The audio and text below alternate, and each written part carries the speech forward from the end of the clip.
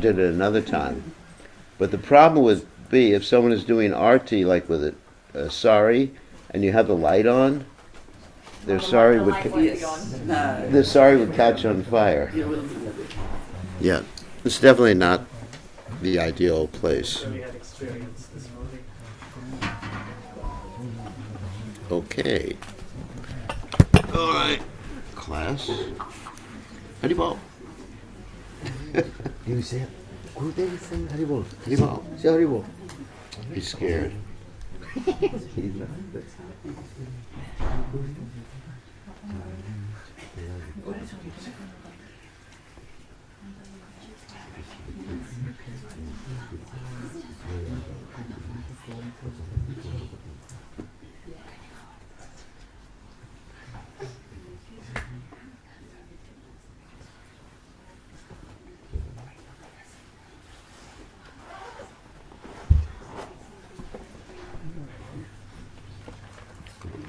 Gurudev.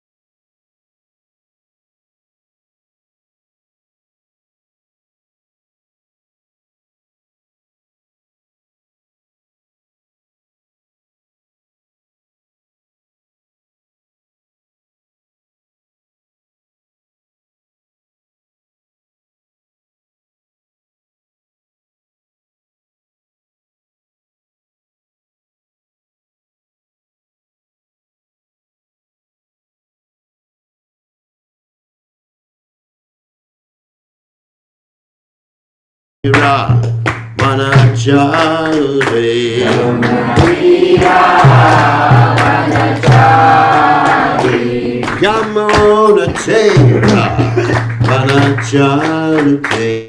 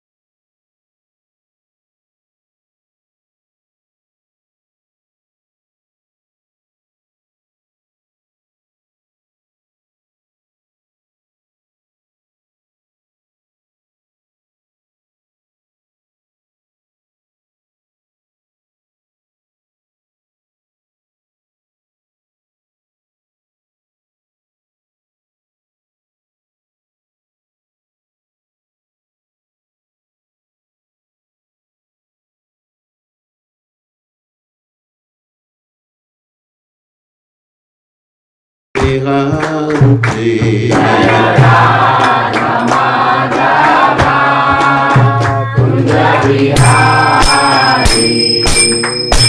Jai Om Vishnu Pad Paramahansa Paravidikacharya, also Teta Satashi Shimad, His Divine Grace Abhaya Charanada Bhaktivedanta Goswami Srila Prabhupada Ki Jai.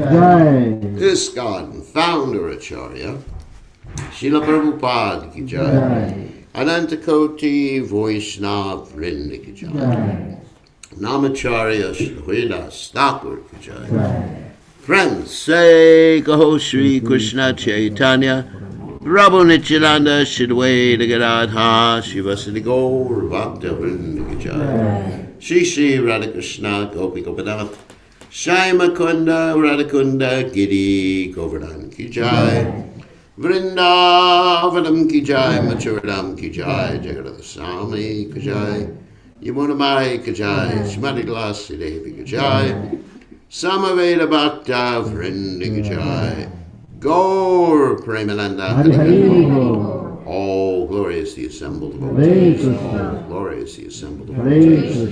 All glorious the assembled devotees. All glorious to Shri Guru and Gauranga Srila Prabhupada Ki Jai. Gaur Premananda. Nama Om Vishnu Padaya Krishna Vastai Shrimad Bhaktivedanta Samaniti Namani Namaste Saraswati Devi Gauravani Pachari Nivashesha Shanyavadi Paschatya Teja Tarani. So today we are reading from the Srimad Bhagavatam, 3rd canto, 29th chapter, text 16. Om Namo Bhagavate Vasudevaya. Om Namo Bhagavate Vasudevaya. Om Namo Bhagavate Vasudevaya. Om Namo Bhagavate Vasudevaya. Om Namo Bhagavate Vasudevaya. Om Namo Bhagavate. So again, that's 3:29:16 for those of you who have devices. You can follow along. Okay. This is Lord Kapila Dev's instructions on devotional service. Mad Dishnya Darshana Sparsha Puja Stuti Abhivandanai Bhuteshu Mad Vavanaya Satvena Sangamena. You got it? Satvena Sangamena Cha. That was easy for you. Madhishya Darshana Sparsha Puja Stutya Bhivandanai Teshu Mad Bhavanaya Satvena Sangamena Cha Madhishya Darshana Sparsha Puja Stutya Bhivandanai Bhuteshu Mad Bhavanaya Satvena Sangamena Cha Madhishya Darshana Sparsha Puja Stutya Bhivandanai Bhuteshu Mad Bhavanaya Satvena Sangamena Cha. Okay. Madhishnya Darshana Sparsha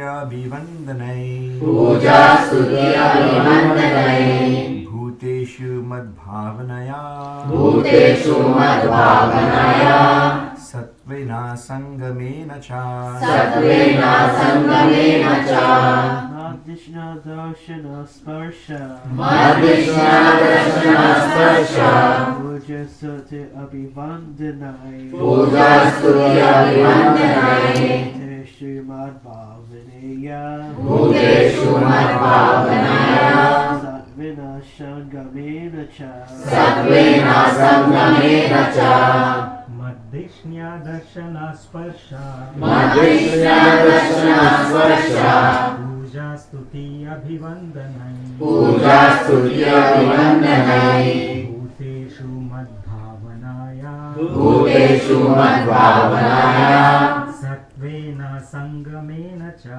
Satvena Sangamena Cha Madhishna Darshana Sparsha Krishna Darshana Sparsha Puja Stuti Abhivandanai Puja Stuti Abhivandanai Bhuteshu Madbhavanaya Bhuteshu Madbhavanaya Satvena Sangamena Cha Satvena Sangamena Cha Madhishnya Darshana Sparsha Krishna Darshana Sparsha Puja Stuti Abhivandanaha Puja Stuti Abhivandanai Bhuteshu Madbhavanaya Bhuteshu Madbhavanaya Satvena Sangamana Cha Satvena Sangamena Cha Go for it. All right, someone.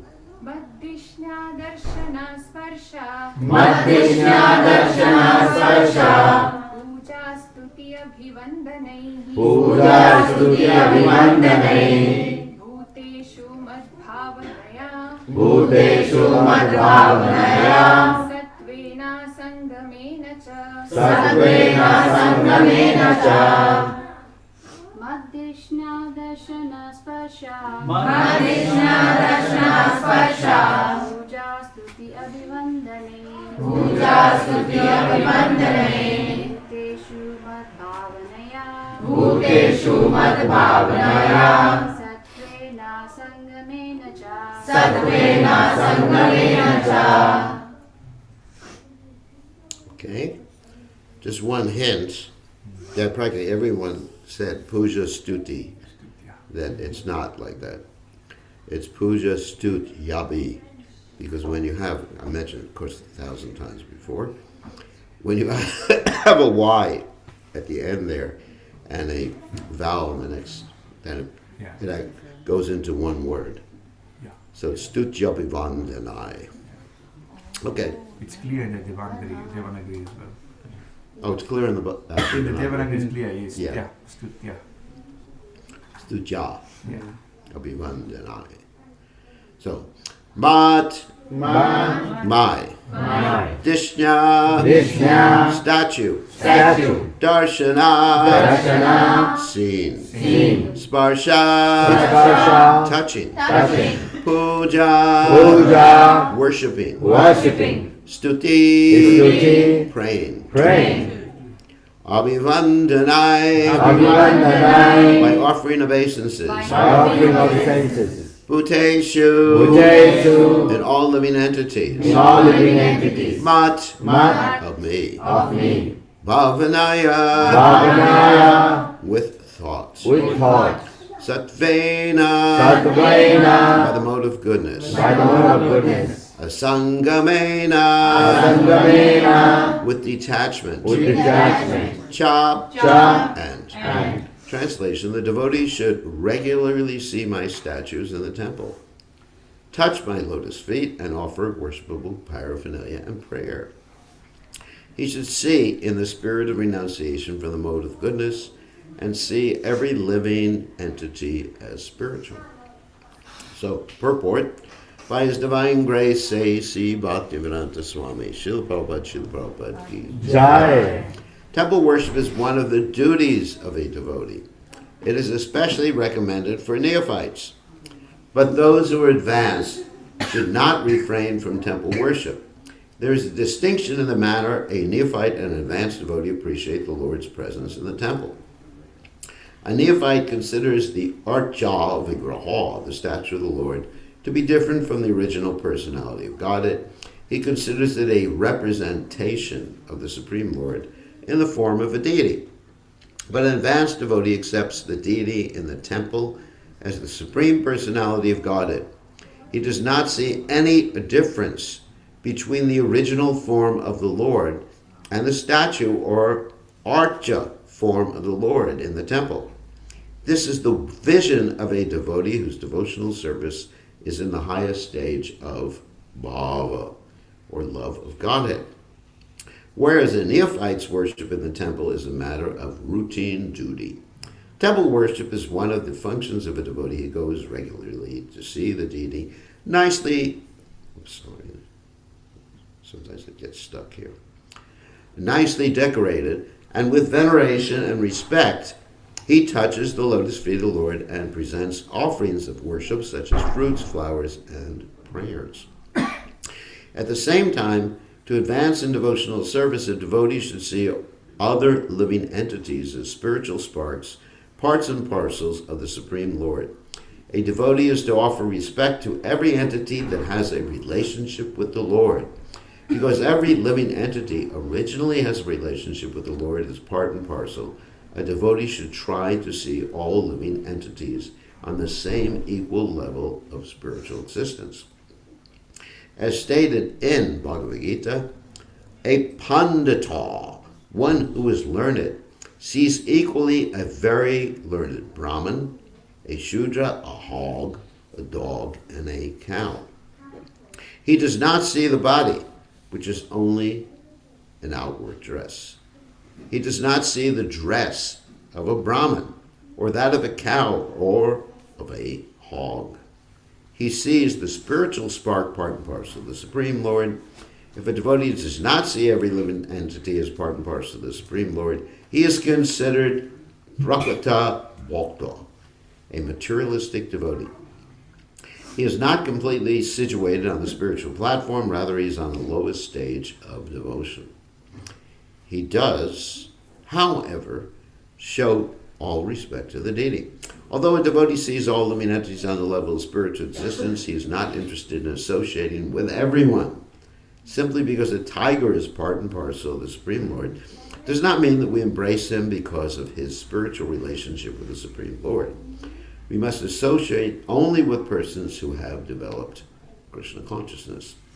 We should befriend and offer special respect to persons who are developed in Krishna consciousness. Other living entities are undoubtedly part and parcel of the Supreme Lord, but because their consciousness is still covered and not developed in Krishna consciousness, we should renounce their association. It is said by Vishnu Chakravarti Thakur that even if one is a Vaishnava, if he is not of good character, his company should be avoided, although he may be offered the respect of a Vaishnava. Anyone who accepts Vishnu as the Supreme Personality of Godhead is accepted as a Vaishnava, but a Vaishnava is expected to develop all the good qualities of the demigods. The exact meaning of the word Satvena is given by Sridhar Goswami as being synonymous with Dharyena, or patience. One must perform devotional service with great patience. One should not give up the execution of devotional service because one or two attempts have not been successful. One must continue. Sri Rupa Goswami also confirms that one should be very enthusiastic and execute devotional service with patience and confidence. Patience is necessary for developing the confidence that Krishna will certainly accept me because I am engaging in devotional service.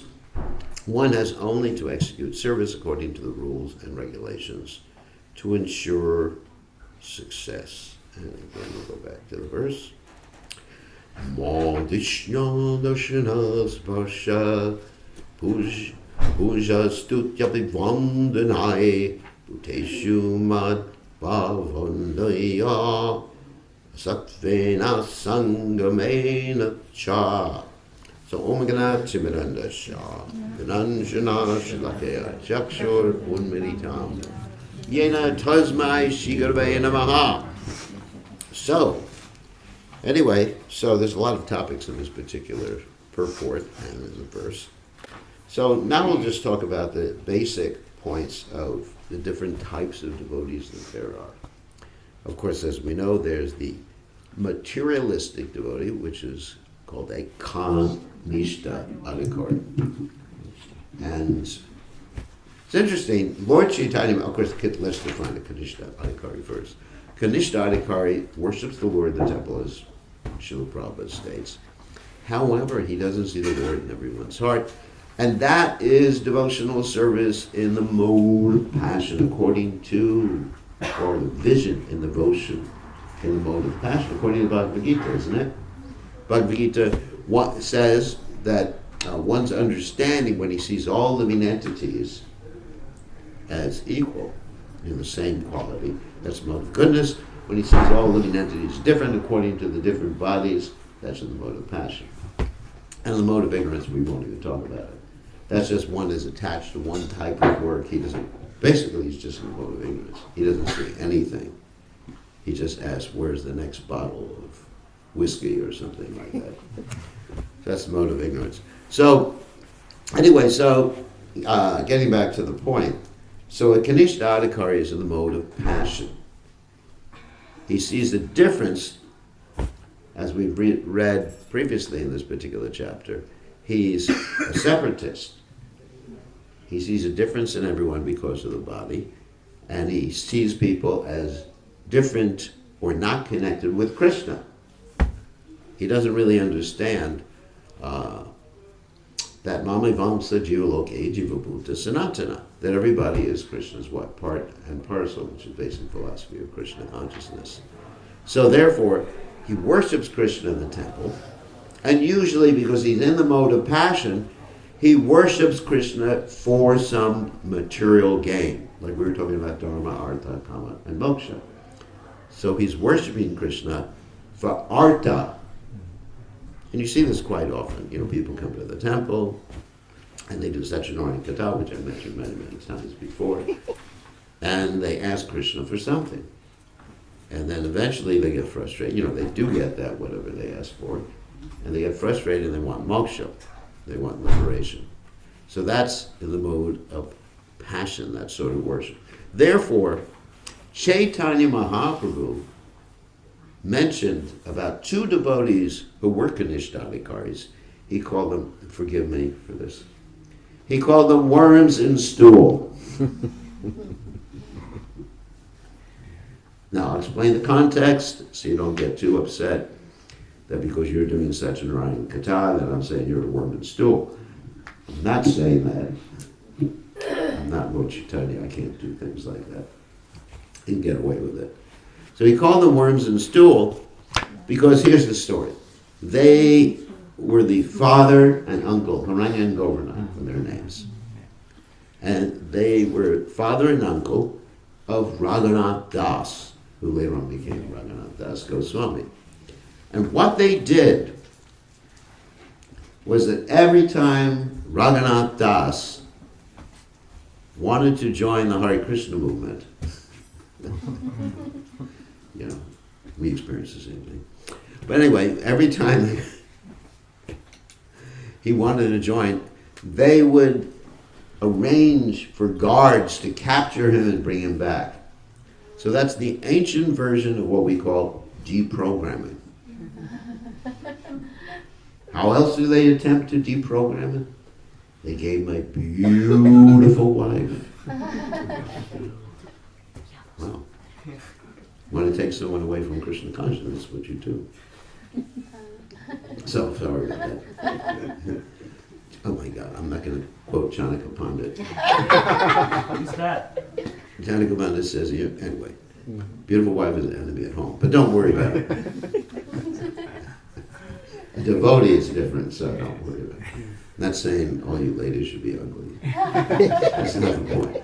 So, anyways, they gave him a beautiful wife, like the heavenly apsara they arranged. Because they, like in Indian families, they arrange marriages. So they look around, who's the most beautiful girl? And they gave him a lot of money. Wow. Opulence like it's described like Indra in heaven. They were super opulent. I mean, they were so opulent that when Lord Nityananda did a festival in Panihati, and Raghunath Das was there, he could sponsor everyone's prasadam. Just like you've all come here for prasadam in the morning, and I'm worried, like, who's going to pay for it all? Maybe we should do a GoFundMe for Naveen and Angsa. Maybe we should, let's not so worried about it. So many mouths to feed, Oh my God. Maybe I should give some of my dakshinas. And then, 4 nights over at Vinda Mohini's place. And I'm thinking, oh my God, I got to give them something. But he had so much money. Anyway, get back to the point. He had so much money. His parents gave him literally millions of dollars. He's a kid. Imagine, put yourself in this scenario. And they gave him millions and millions and millions of dollars worth of whatever was conch shells at that particular time. That was a standard currency, whatever it was. So, and gold and everything like that. Just like you just had Akshay Tritiya. And everyone was, we should buy gold today. And I said, no, you should give gold to the sannyasis. So anyway, the point is he was extremely rich. You cannot imagine. And still he was interested in joining Chaitanya Mahaprabhu's movement. So eventually, he had to make a trick to run away. After he got Lord Nityananda's mercy, after he sponsored the Panihati festival, then he got Lord Nityananda's mercy. The point is, you can't really become Krishna conscious without getting Lord Nityananda's mercy. You can't become renounced. So, because previously Lord Chaitanya told him, don't act like a crazy guy. Just stay at home and be a perfect gentleman, a perfect businessman. And so he did that, but he wasn't able to escape until he got Lord Nityananda's mercy. And then he made a trick. His guru came to him and said, no, someone didn't show up to do the pujari work and take care of the deeds. He said, I'll take care of it. Instead of taking care of it, he ran away. But his guru knew about it. It wasn't disobeyed. His guru was part of the plan to get him out of the house. That was Yadunandana Acharya was his guru. So anyway,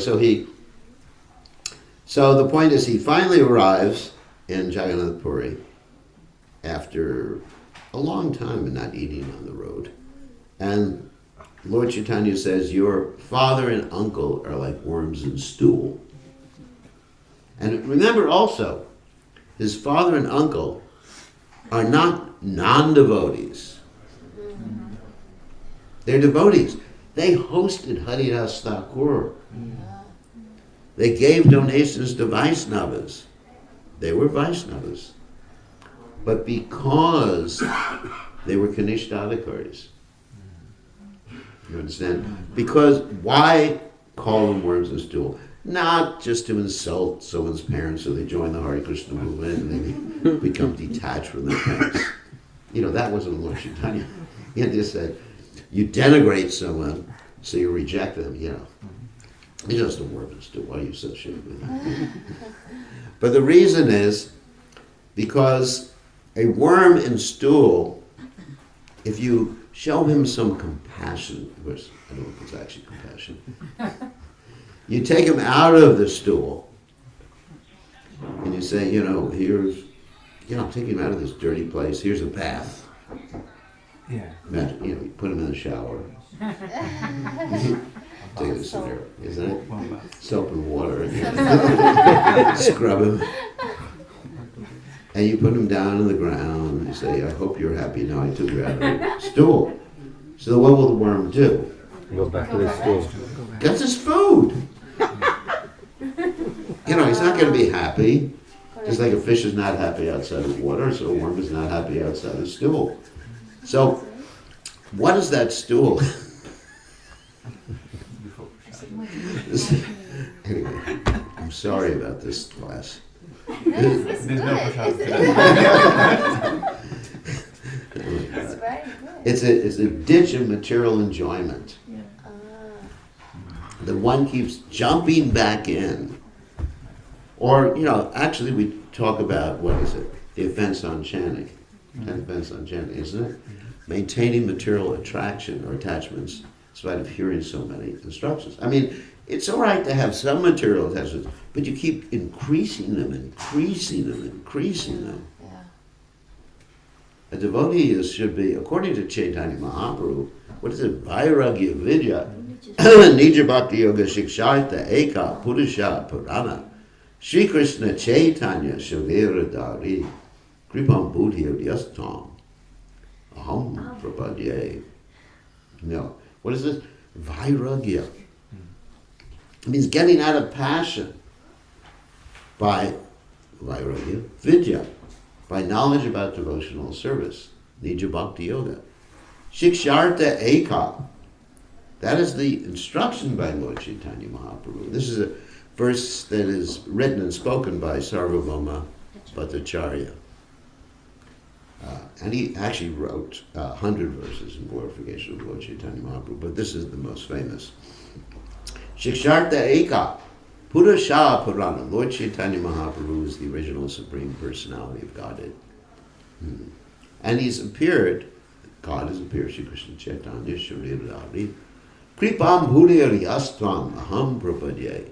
He is so merciful, Kripam Bhudiriyastvam Aham Prapadye. I surrender to him. So a devotee is meant to gradually become more detached from this mature world. So how do you become detached from this mature world? I'm not calling anyone here a worm and steel word. There's this principle called Yukta Vairagya. So Ganeshta Adhikari is interested in worshiping the deity in the temple and also paying respects to Vaishnavas as Horanya and Govardhan, the father and uncle of Raghunath Das Goswami, were, but for punya, to get things out of it.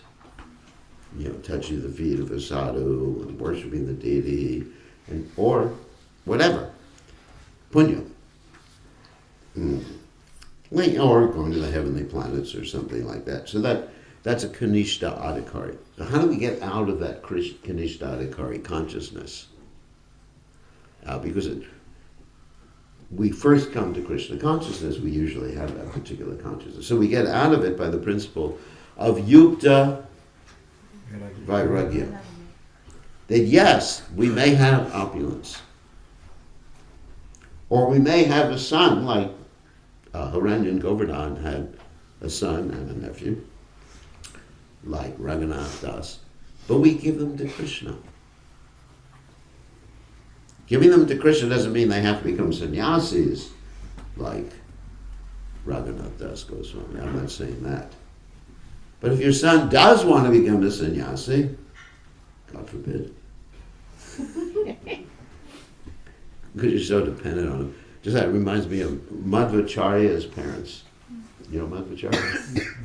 He wanted to become a sannyasi when he was like 7 years old. In those days you could do it. They examined someone's horoscope. So his guru was quite tricky.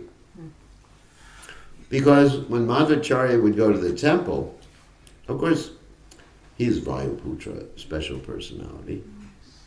His guru would give him vadas.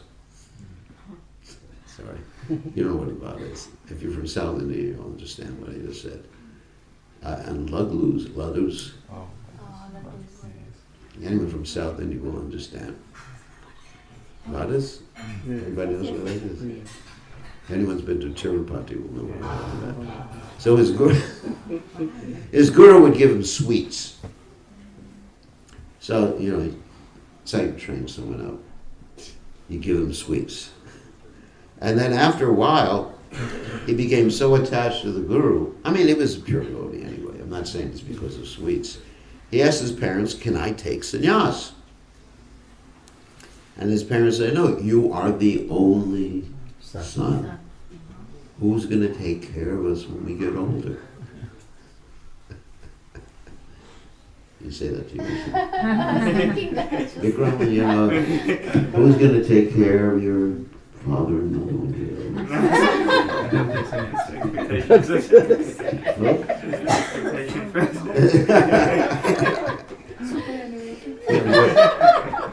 You are his old age insurance. That's how he looks at you.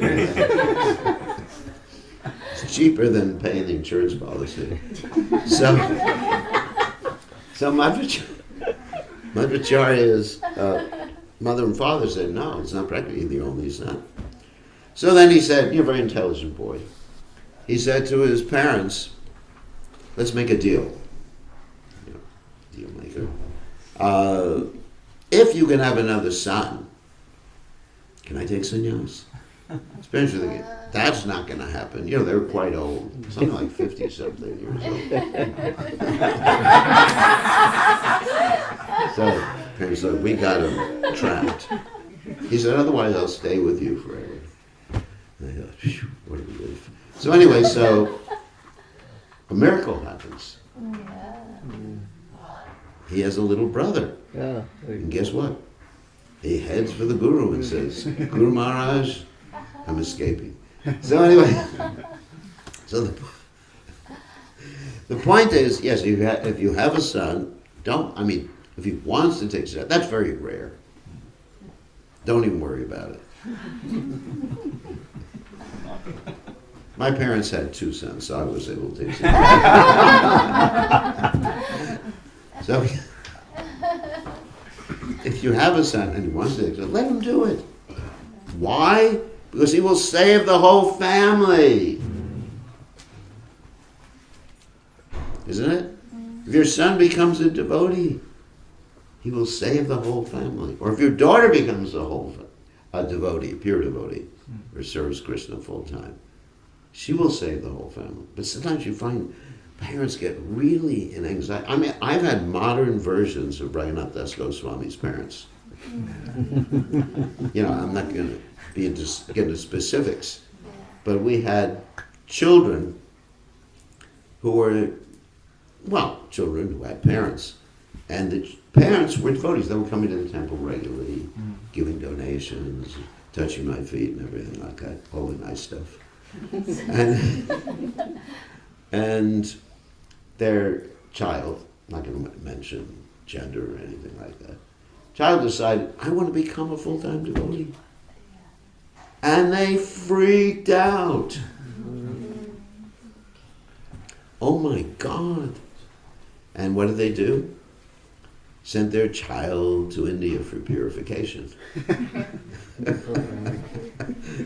Deprogramming, you know, Indian style deprogramming, you know. Yeah, anyway, I won't mention specifics. So after a while, the child had deprogramming, so they brought the child back to the United States. And first thing the child did was escape from home. I'm not going to tell the rest of the story, but it was intense for the parents. Wow. Actually, to make it even worse, these parents were from Gujarat. Yeah, but that's the most attached parents you find. Oh, yeah. Gujarati people, yeah. Isn't it? Anybody here from Gujarat? No. Yes. Mother Moini. What is the difference? Hari Bol. Most attached. Anyway, so if Krishna wants, then Krishna will take care of you. Krishna says he'll preserve what you have. Ananyas chinto yantamam yejanat parivasate tesham nityavidamam yogashem mahamyam. He'll protect what you have. You don't worry about it. So you engage in yukta vairagya of all types. You know, if you have a big house, that's great. Like there's a nice house. You know, we're in a nice house here. And we're hosting the Vaishnavas. That's culture. You know, joking aside, Naveen and Angsha, they're very happy to have everyone here. I mean, I actually said, you know, can't we do something to relieve this? And they said, no, we enjoy it. They're Vaishnavas. Yeah, very nice. You know, that's a nice thing about the culture. You know, aspects of Indian culture. You know, sometimes in Western culture, you know, materialistic Western culture will knock on someone's door. Yeah, there may be devotees. And I'm sannyasi, come to the door, and I say, they open a crack. I said, what do you want, Maharaj?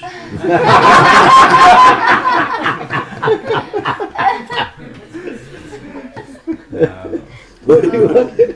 We're eating prashad, Maharaj. You know, come back later. I'm exaggerating. But I mean, to ask people from the West to host something this big every day, oh my God. But the culture, and that's Krishna consciousness. That means someone's Manjamadikari.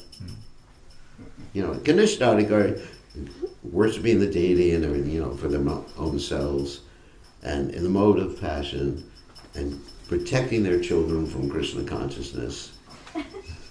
It's true. I've seen it again and again and again. Protecting their money from Krishna consciousness, protecting their house from Krishna consciousness, and protecting their wife from Krishna consciousness. You know, wife is meant to serve the husband. The husband is Pati Dev, right? He's Swami, he's Pati Dev, right? These are the names that the husband goes to have. Yeah. Not in practice. No, yeah.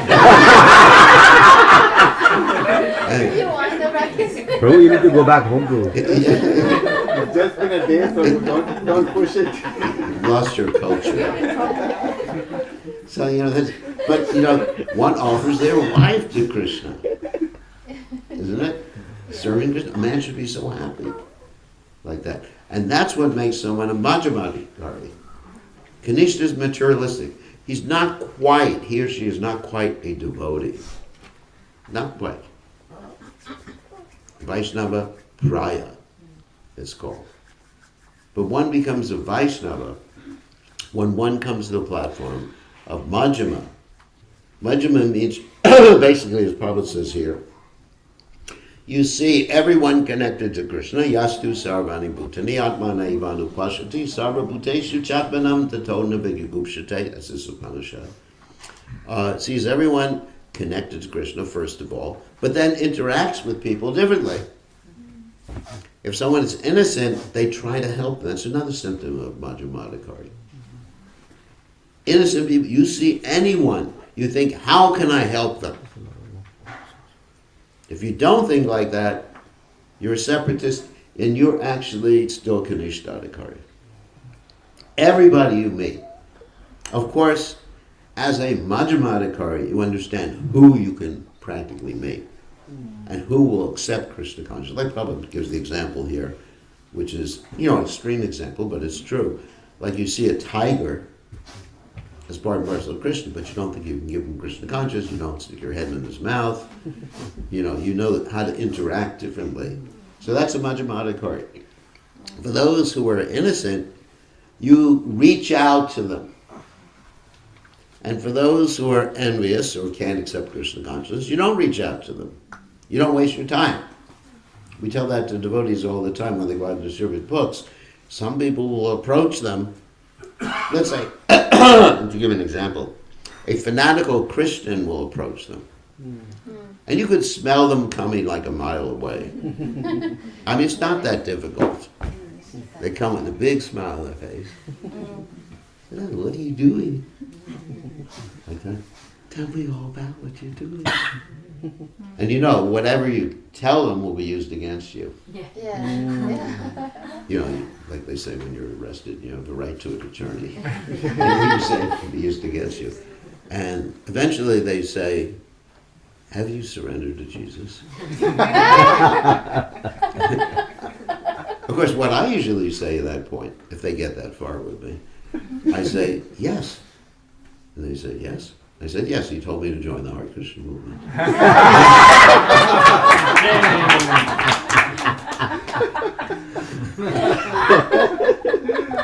Because, I mean, they have no answer to it.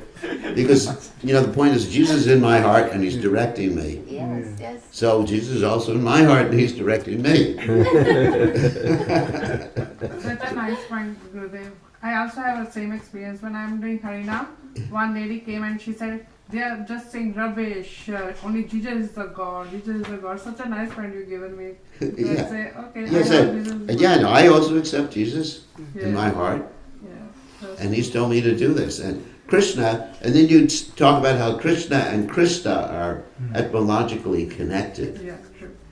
Like sometimes, Prabhupada said sometimes in some parts of India, they say Krista. So Krista, Christ. You notice it's some etymological connection, a word connection like that. So anyway, there's ways to deal with it. So, but in any case, you know not to waste time. Yeah. We tell that to the book distributors when we train the book distributors. Don't waste time. You know someone's going to come to the point of telling you you're going to hell. And you just wasted 10 minutes of Krishna's time Yeah. in doing that. So just say, Hare Krishna. Goodbye. So anyway, so we know if someone is not receptive, we don't deal with them. That's a Madhyamadikari. And also, another thing is we make friends with the devotees. It's very important. And also Rupa Goswami mentions, Dadati pragranati guyam agyakati prichati punkte bhojate chaiva. We make friends. How do we make friends? We give prasadam, like is happening here. Krishna consciousness here, how you're all going to be fed today. I mean, every example. Hosting people. Like we see when Prabhupada was on the planet, he'd go to different people's homes in India, and he would travel with a group of devotees, Western devotees. Of course, the Western devotees didn't really know etiquette. I mean, they hardly knew to eat with their right hands rather than their left hands. They were just wet behind the ears, new devotees. So they go into people's homes, and they didn't know when to stop eating. So Prabhupada traveling with his band of monkeys. But the people were so hospitable, they took care of them. They didn't complain. I mean, there's some stories that you can read about Prabhupada's pastimes, that they went to different people's homes, the devotees all sat, they ate like anything, they didn't help clean up or anything like that. It's just like, and lay back after eating, wasn't that nice? And then the host was so nice that when they left, the host would give them all some rupee donations. Oh my God. And treating people who acted like malechas because they were just new devotees like that. So that's how you deal with devotees. Like this happened here. It's ideal. This is Madhyamadikari, isn't it? Making friends with them according to the devotee's spiritual status. Like someone is very advanced, we're servants to them. Equally advanced, we make friendship. Less advanced, we're compassionate to them. And of course, then the fourth category of persons, the Madhyamadikari interacts with is the Supreme Personality. God worships the Supreme Lord. That's Madhyamadikari. And the Madhyamadikari also worships the deities. And the Uttamaadhikari also worships the deities, as Prabhupada mentions here. Even though an Uttamaadhikari and even a Madhyamadhikari, because they're seeing Krishna in everyone's heart, deity worship is not technically required. They worship the deities for different reasons. One reason, of course, is yad yad, acharati shreshtas tattva, eveturo janaha, to set an example for everybody. That's a really important reason. Another reason is they see Krishna there. Like Prabhupada said, it was interesting when Prabhupada was installing the deities in Los Angeles, and these were all new devotees, practically new devotees. Prabhupada was crying because he was seeing Krishna there. He said, you should understand you're directly dealing with Krishna. And he was crying. And he must have felt the same when he was left the deities here in the hands of people he gave initiation to one day before. Without any training or anything like that. He probably was praying, please, Krishna, train them up. I didn't have time to train them up, so you train them up. You do the deity worship course. So, Prabhupada was crying because he actually saw a Shakshad Rajendra Nandana. The deity is Krishna. It's not that Krishna is in the deity. Do you understand? Yeah. It's not that Krishna has taken the body. Krishna is the deity. Even though the deity, everybody understands the deity is made of stone or metal or whatever. Sometimes in the mind. Actually, you can have a deity in the mind. And that's non-different from Krishna. If you picture Krishna and Radha in your mind, or in a piece of paper, a print, photograph, that's a deity. A picture of the spiritual master, that's a deity also. The books, like Prabhupada said one time to sannyasis who were traveling, he said, we can't take deities with us. We don't have the facility. And Prabhupada said, the book is the deity. You can offer, because this is e-book, but same thing. Everyone's looking at this book. Doesn't he understand what a book is? This is a book and has all Prabhupada's books here. I'm holding all of Prabhupada's books. Normally it would, how many kilos?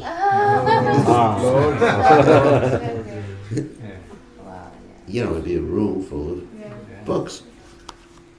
But the book is the deity.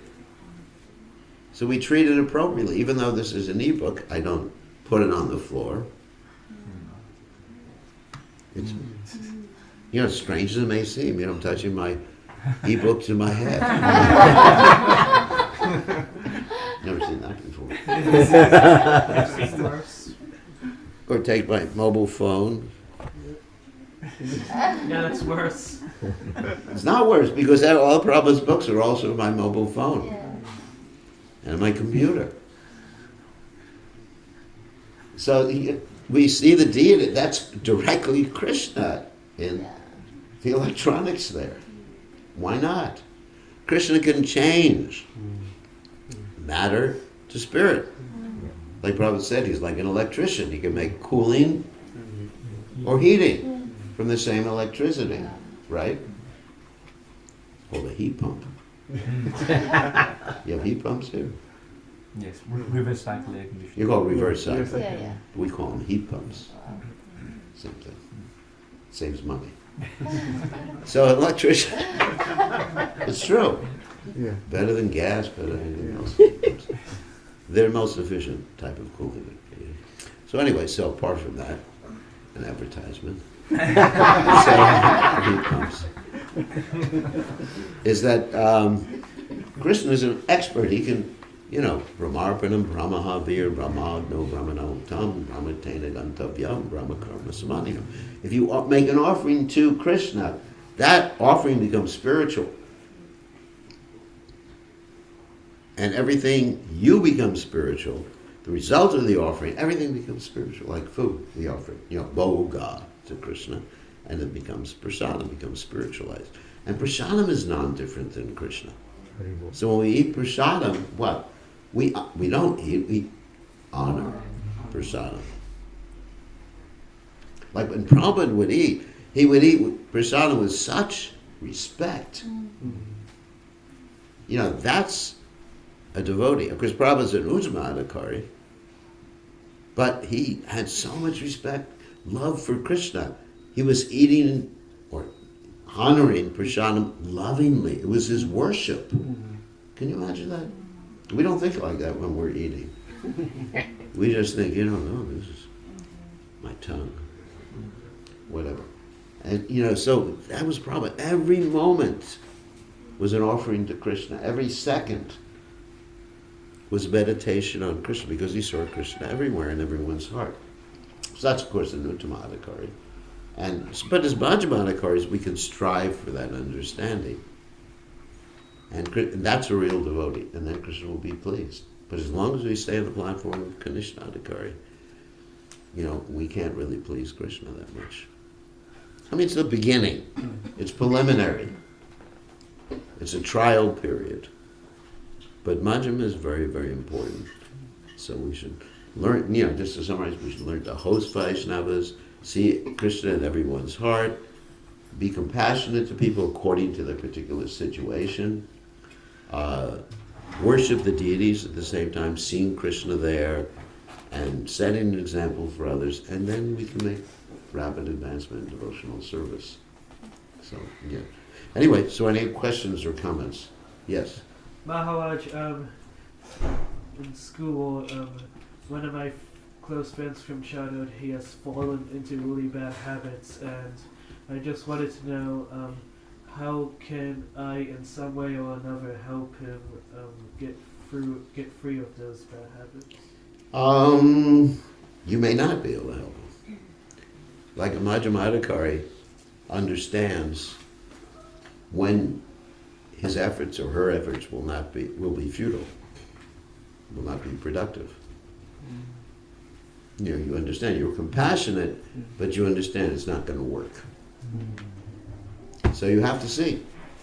And use your own intelligence to try to figure out how to help a person out of bad habits. Usually the best way I've found to help a person out of bad habits is not to tell them to stop, but to actually explain to them the ramifications. For example, let's say someone's drinking, not water. But let's say, I gotta be specific. Let's say someone gets them drinking alcohol. So what I would do and say, drinking, I understand you're drinking alcohol. Are you aware that every drink you take, there's so many brain cells that are being destroyed. Are you aware that it's depleting the resources of your body? I mean, I would go through that. Are you aware it's going to take you away from being productive in life? But it's your choice. So you explain the natural results or repercussions of a particular course of action. And then it's your choice. That's what I would do with children too. So a child would say, for example, of course a child's not drinking liquor, hopefully, but a child will say, I'm not going to school. And instead of saying, you're going to school, because probably didn't want to go to school either, but his mother had to hire someone. But you can't do that nowadays. It's too expensive. I mean, we don't have cheap labor here. Imagine just to hire someone to drag your kid to school would cost you a few $100s every day. What's the minimum wage? $37. So, you had to take all these 3 hours, so Yes. it'd be too expensive. So instead, you sit down with the child, not in kindergarten, they won't understand, obviously.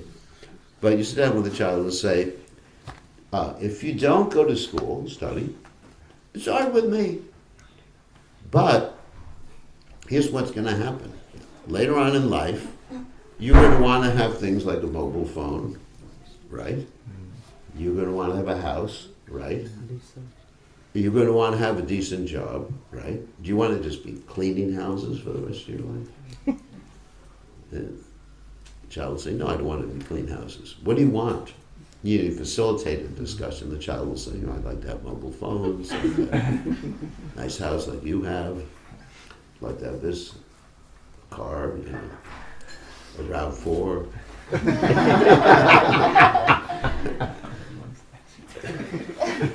Or whatever. Or Maserati or something. Yeah, Maserati. I'd like to have all these things. Well, it's not going to happen unless you go to school. But say this in the morning when they say I want to go. Well, you say the night before. The night before. Get in the morning. It's a whole discussion. And then, and I said, this is it. Because you got to give them sort of the carrot. You often want to give them the stick, you better go to school or else. But the carrot, this is what you get out of going to school. Wow, I'm going to school. Why do people go to work? Because of the carrot. You know, would any of you work your jobs if you didn't get paid?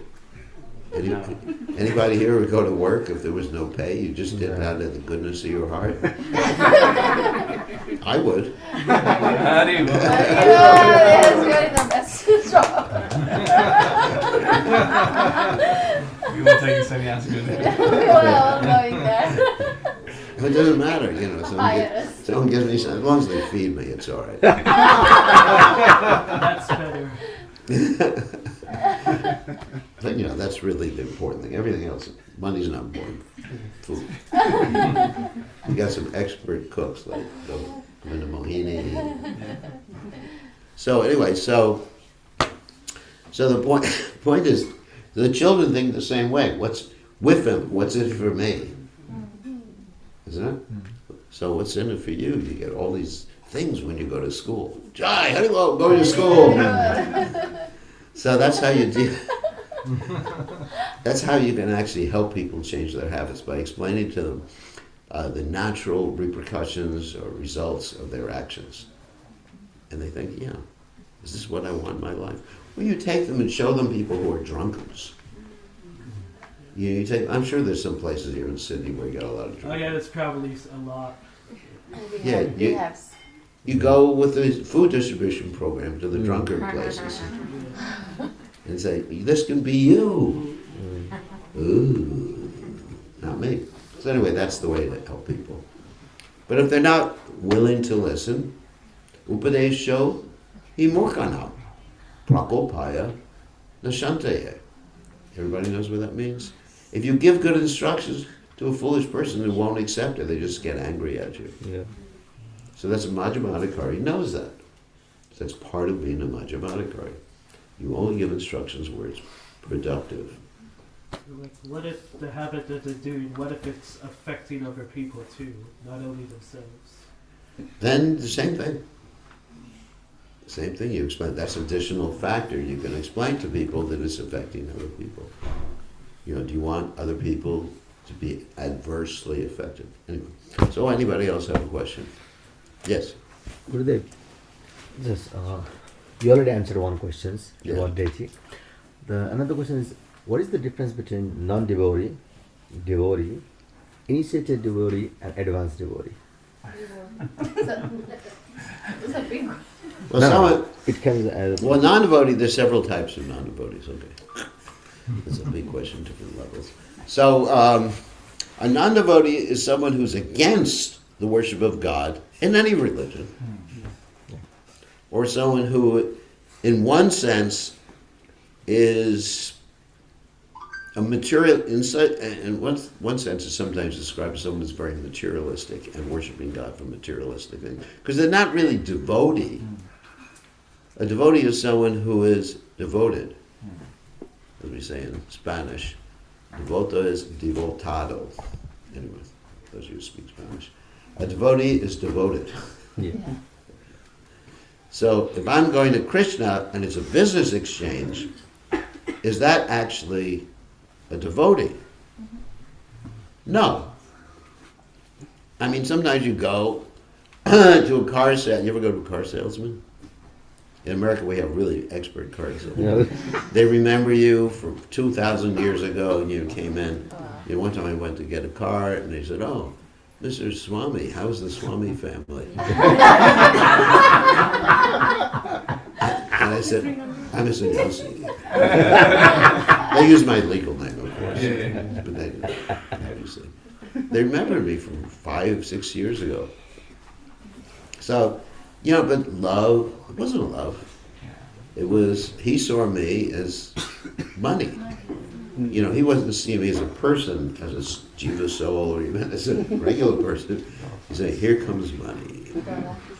But I disappointed him because I brought my disciple who was an expert negotiator. His name was Gopal. And he made the guy cry. Finally, we got the car for next to nothing. So anyway, so we were also thinking like that. You know, I wasn't seeing him as a spiritual. I was seeing him as someone who we have to cheat as far as. So it depends on your motivation. So A non-devotee is someone like that who just thinks God is someone you got to get something from, like that. So that then the next step is initiated devotee. Devotee. A devotee is someone who's devoted, has some love, doing something out of love. Yep. It may be mixed. It may be sakama, that, we love Krishna, but we're also interested in what he can do for us. It could be any religion. Right? Any religion. Any religion. There's pure devotees in every religion. And then after that is initiated devotee. But that, you really can't make a distinction. Someone who is initiated can be a non-devotee. Because they're just like doing it for their own purposes. Yeah. And someone who's uninitiated can be a great devotee. How about that? Yeah. So we don't make that distinction that he's initiated, or he has second initiation, or she has second initiation. I mean, there may be some external distinction, but we see a person according to their level of devotion. Now, really, how do we understand someone's level of devotion? That's another question. We can't look internally in someone's heart and say, hey, you're just doing this for materialistic motives. Roughly, one's level of advancement by seeing how steady they are in devotional service through happiness and distress. Like, that's called nishta. We can understand someone's level of advancement up to nishta. Beyond that, it's very, very difficult. I mean, how can you say someone is experiencing bhava? I may be just showing him symptoms, just to impress you all. In a minute, I may just roll on the ground. And actually, when we do Govardhan, we take all the devotees, we all roll in the dust of Vrindavan. And think, oh, Guru Dev is so advanced. But they don't know, I'm a rascal. But anyway, but I'm just making a show of rolling on the ground in Vrindavan. So you don't know what's going on in someone's mind. But at least advanced devotee, we can see they're steady. They're like, it's described about the 6 Goswamis of Vrindavan.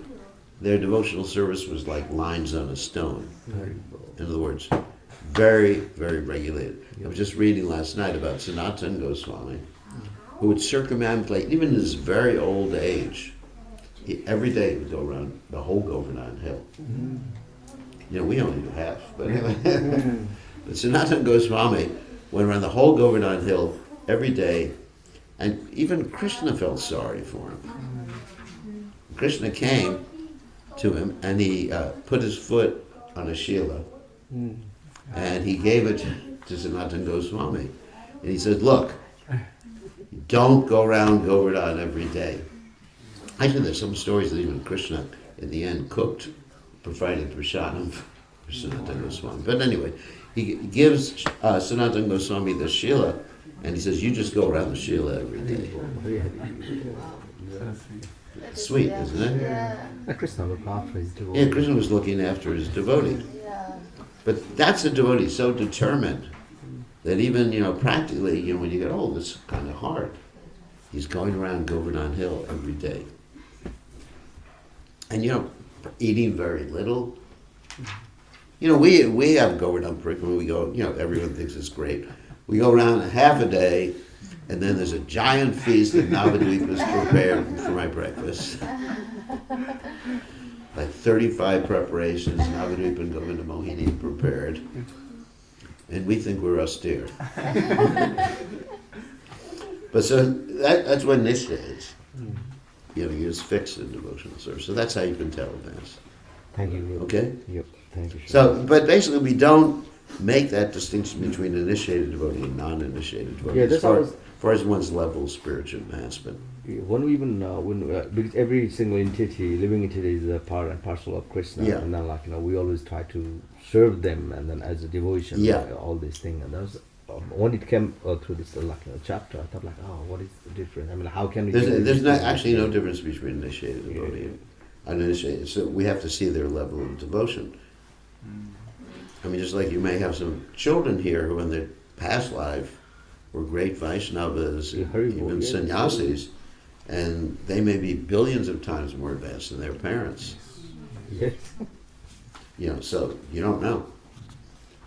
Okay, another one quick question. Whether I'm trying to relate your this instruction that you said when kids don't want to school, just tell them what's going to happen in future if they don't. Well, that's one way of dealing with them, yeah. And other instruction got confused that you said that if Don't we force. say this thing, then they will be more interested in getting the mobile and all that luxury. Yeah, but if that's their consciousness anyway, you got to use it. Yeah, trick with them. It's a trick. I'm just talking about how to explain it. You know, it's not Krishna consciousness. We're trying to get them to school first of all. You know, one thing at a time. You know. You know, if you tell them if you don't go to school, you won't be a pure devotee. I mean, that's not really gonna. That's not gonna compute in their little brains. You know. I was thinking first that's the same thing. What if they say like, okay, I'm gonna take sannyas, I'll go to Vrindavan instead of going this school. No, but they're not ready. They're not ready. Yeah, so, I mean, but children are children. Like Prabhupada when he was young, his father gave him one water pistol. You know, water pistol. And he demanded another one. And to get it, he started banging his head on the ground. And he got a scar. Prabhupada would show the devotees. He said, that's the scar I got. You know, so children are children. You know, what do you expect? They're not going to be philosophical, you know. You'll never be able to do deity worship later on if you don't go to school. What do they care? But don't use threats. Yes. Don't say if you don't go to school you can't play with your friends or something like that. That doesn't work, because then they'll find a way of sneaking out and play with their friends anyway. Children are very inventive. So, anyway. Gurudev. Yeah. Only last question. Last question. Please. Sorry. Yeah. He wants to ask. Okay. Hare Krishna Gurudev, thank you for your lesson. And Now you know how to deal with your parents. You explain to them the natural repercussions of their actions. If you get angry at me, I will be traumatized. And later on in life, it will actually interfere with my ability to relate to people. So children can use it on their parents. Or now, of course, nowadays, if you get angry with me, I have a mobile phone, I'm going to call Child Protection Services.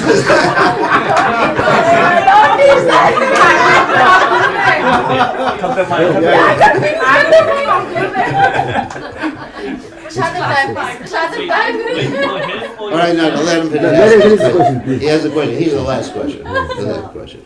I have a question. So, like, if you have a pet and, like, for example, a dog, and like they're part of the food chain and they need to eat like food and to get their nutrition. But like, is it alright if we serve them like meat in a household? Because like it's like the dog canned one.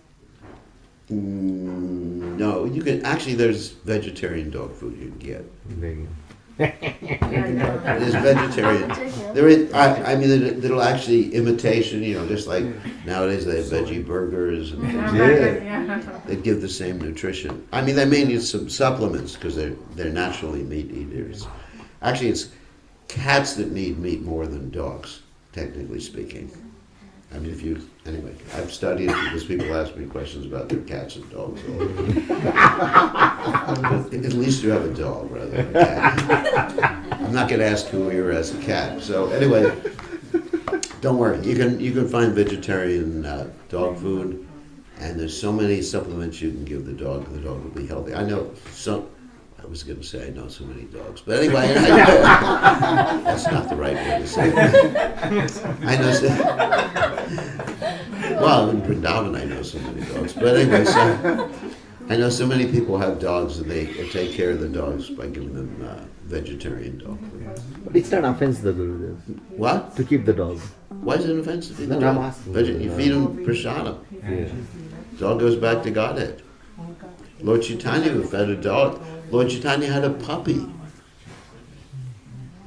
He adopted a puppy. His mother got real upset, but that's another story. But the dog went back to Godhead. Lord Chaitanya fed it Shivananda Sain's dog, and the dog went back to Godhead. No, actually, sometimes having pets for children helps them develop a sense of compassion. Because naturally, people were meant to grow up in a farm community where you have animals all the time. You have cows, and you take care of them, and you hug the cows and everything like that. Taking care of cows actually can put you in the mode of goodness. You know, some places they actually charge you to hug a cow. I don't know if they do that here in Australia. But in America, not in our farms, but in America they have this system. You pay, $50, you can hug a cow for therapy, cow therapy. Oh, pet therapy. Yeah, they got the pet therapy and everything in the It's hospital. a de-stress formula. Yeah. So if you're stressed, you just go and hug a cow, you pay. Yeah, it puts you in the mode of goodness by hugging a cow. We should start that business here. Okay, on that happy note, it's time for prasadam. Our hosts are getting upset. So all glories.